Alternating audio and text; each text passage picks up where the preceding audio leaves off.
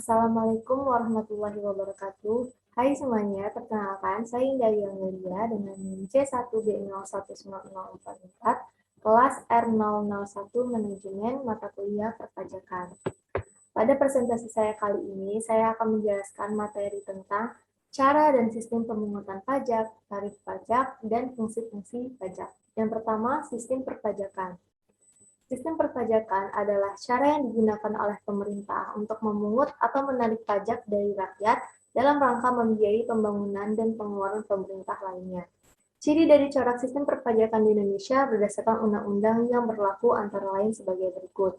Ciri yang pertama yaitu pemungutan pajak merupakan perwujudan dari pengabdian dan peran serta masyarakat untuk pembiayaan negara dan pembangunan nasional.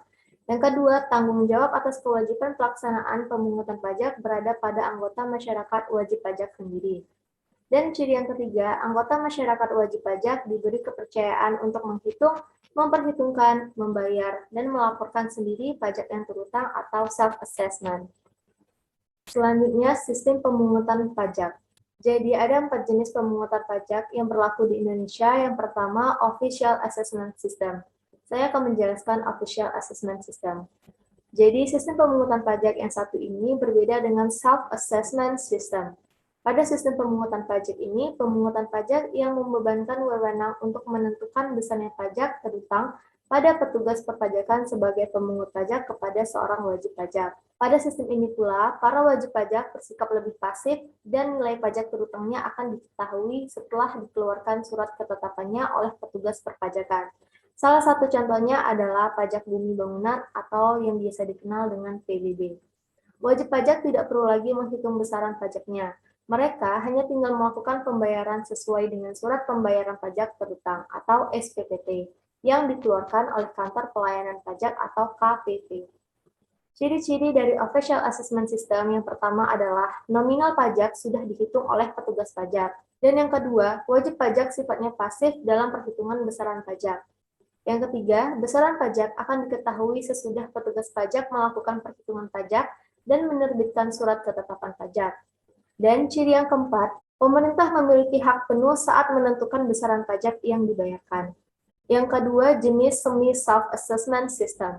Semi self-assessment system yaitu suatu sistem pemungutan pajak di mana wewenang untuk menentukan besarnya pajak yang terhutang oleh wajib pajak berada pada dua pihak, yaitu pada wajib pajak dan pemungut pajak atau fiskus. Dengan sistem ini, pada awal tahun pajak, wajib pajak menentukan dan menaksir sendiri berapa besarnya pajak yang akan terhutang untuk tahun berjalan, dan berdasarkan taksiran tersebut, wajib pajak menyetor pajak yang berupa angsuran. Selanjutnya, ciri-ciri semi-assessment system. Yang pertama, wewenang untuk menentukan besarnya pajak yang terhutang adalah wajib pajak itu sendiri.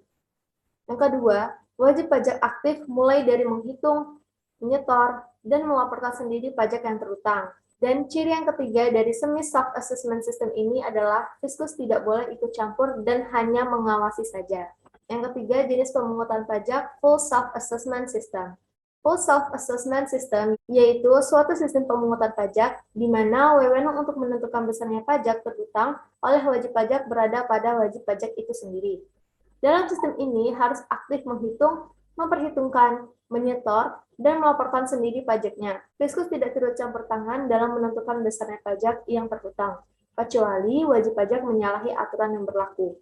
Ciri-ciri dari full assessment system ini yaitu yang pertama, wajib pajak menentukan besarnya pajak terhutang. Ciri yang kedua, wajib pajak memiliki peran aktif untuk menyelesaikan kewajiban pajak, mulai dari perhitungan, pembayaran, maupun pelaporan. Dan ciri yang ketiga, pemerintah tidak harus menerbitkan surat ketetapan pajak, kecuali ketika wajib pajak telat melapor, telat membayar hutang, maupun terdapat kewajiban pajak yang tidak dibayar oleh wajib pajak. Dan jenis pemungutan pajak terakhir, yaitu withholding system. Nah, pada withholding system ini, biasanya pajak dihutang oleh pihak ketiga yang bukan wajib pajak dan bukan juga aparat pajak atau fiskus. Contoh withholding system adalah pemotongan penghasilan karyawan yang dilakukan oleh bendahara instansi terkait. Jadi, karyawan tidak perlu lagi pergi ke KPP untuk membayarkan pajak tersebut. Dan jenis pajak yang menggunakan withholding system di Indonesia adalah PPh pasal 21, PPh pasal 22, PPh pasal 23, PPh final pasal 4 ayat 2, dan PPN. Sebagai bukti atas pelunasan pajak dengan menggunakan sistem pemungutan pajak ini, biasanya berupa bukti potongan atau bukti pungut. Selanjutnya, saya akan menjelaskan tentang tarif pajak. Definisi tarif pajak. Jadi, tarif pajak itu adalah dasar pengenaan pajak atas objek pajak yang menjadi tanggung jawab wajib pajak atau WP. Besarnya tarif pajak ini dalam bentuk presentasi yang telah ditetapkan oleh pemerintah. Adapun jenis-jenis tarif pajak, yang pertama di sini ada tarif tetap, yang kedua tarif proporsional, yang ketiga tarif progresif, dan yang keempat tarif degresif. Saya akan menjelaskan dari keempat jenis tarif pajak ini. Kita mulai dari tarif tetap. Jadi tarif tetap adalah berupa jumlah yang tetap atau sama besarnya terhadap berapapun jumlahnya yang menjadi dasar pajak. Oleh karena itu, besarnya pajak terutang tetap. Contoh dari jenis pajak yang menggunakan tarif tetap adalah bea materai atas dokumen. Pajak yang ditetapkan dapat sebesar Rp3.000 ataupun Rp6.000. Selanjutnya, saya akan menjelaskan tarif proporsional. Tarif proporsional adalah pengenaan pajak dengan tarif dalam presentasi tertentu.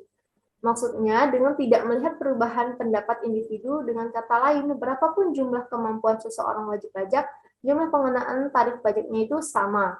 Contoh dari tarif proporsional ini adalah, jika pendapatan seseorang naik sebesar 100%, maka jumlah pajak yang terutang akan naik menjadi 100% dari pajak semula. Dan beberapa pajak yang menggunakan tarif pajak proporsional adalah PPh Undang-Undang Nomor 36 Tahun 2000 Pasal 26 sebesar 20% dan PPB sebesar 0,5%, serta PPN sebesar 10%. Selanjutnya ada tarif pajak progresif. Tarif pajak progresif adalah pengenaan pajak dengan tarif meningkat seiring dengan peningkatan pendapatan individu. Dengan kata lain, jumlah pendapatan yang lebih besar yang diterima oleh wajib pajak akan diterima tarif yang lebih besar pula. Contoh, jika kemampuan membayar seseorang wajib pajak naik sebesar 100%, maka jumlah pajak yang terutang menjadi naik melebihi 100%. Nah, yang keempat ada tarif degresif atau menurun.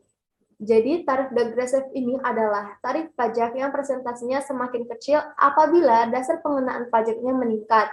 Jumlah pajak yang terutang akan berubah sesuai dengan perubahan tarif dan perubahan dasar pengenaan pajaknya. Contoh pajak degresif, presentasi tarif untuk dasar penggunaan pajak sebesar Rp10 juta akan lebih kecil daripada presentasi tarif untuk dasar pengenaan pajak Rp5 juta. Tapi, meskipun presentasi tarif semakin kecil, jumlah pajak terutang tidak akan selalu ikut mengecil. Bahkan bisa jadi lebih besar. Kenapa? Itu karena jumlah yang dijadikan dasar pengenaan pajak juga pada dasarnya semakin membesar.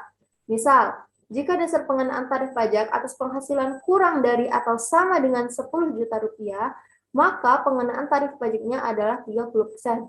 Sedangkan penghasilan antara Rp10 juta dan Rp50 juta, presentasi tarif pajaknya menjadi menurun, yaitu sekitar 28%. Nah, begitu pula untuk penghasilan yang lebih tinggi dengan dasar pengenaan tarif antara Rp50 juta sampai Rp100 juta yang akan dikenakan presentasi tarif sebesar 26%. Nah, next di sini ada fungsi pajak. Jadi, fungsi pajak itu menurut Rahayu, fungsi pajak menurut Rahayu adalah gunaan pokok, manfaat pokok pajak sebagai alat untuk menentukan politik perekonomian. Pajak juga memiliki kegunaan dan manfaat pokok dalam meningkatkan kesejahteraan umum. Umumnya dikenal dengan dua macam fungsi pajak, yaitu fungsi pajak budgeter dan fungsi reguler. Yang pertama, saya akan menjelaskan fungsi pajak budgeter. Fungsi budgeter ini merupakan fungsi utama dari pajak atau fungsi fiskal, yaitu pajak dipergunakan sebagai alat untuk memasukkan dana secara optimal ke kas negara yang dilakukan sistem pemungutan berdasarkan undang-undang perpajakan yang berlaku. Nah, kalau fungsi pajak reguler, yaitu disebut juga fungsi mengatur. Artinya, pajak merupakan alat kebijakan pemerintah untuk mencapai tujuan tertentu. Dan fungsi pajak reguler juga merupakan fungsi lain dari pajak sebagai fungsi budgeter, di mana fungsi utama budgeter yaitu yang sudah saya jelaskan tadi, pajak diperguna sebagai alat untuk memasukkan dana secara optimal ke kas negara yang dilakukan sistem pemungutan berdasarkan undang-undang perpajakan yang berlaku. Nah, fungsi reguler ini juga disebut fungsi tambahan. Karena fungsi reguler ini hanya sebagai tambahan atas fungsi utama pajak, yaitu fungsi budgeting. Baiklah, kita sudah memasuki tahap akhir dari presentasi saya kali ini, yaitu kesimpulan. Jadi, kesimpulan saya pada pemaparan kali ini adalah sistem pemungutan pajak di Indonesia terdiri dari 4 jenis, yakni yang pertama ada Official Assessment System, yang kedua Semi Self Assessment System, yang ketiga Full Self Assessment System, dan yang terakhir atau yang keempat adalah Withholding System. Keempat jenis tersebut saling menunjang satu sama lain, tidak bisa dipisahkan, karena keempat unsur tersebut harus sama kuat dan sama stabil, sehingga dapat menopang sistem pemungutan pajak.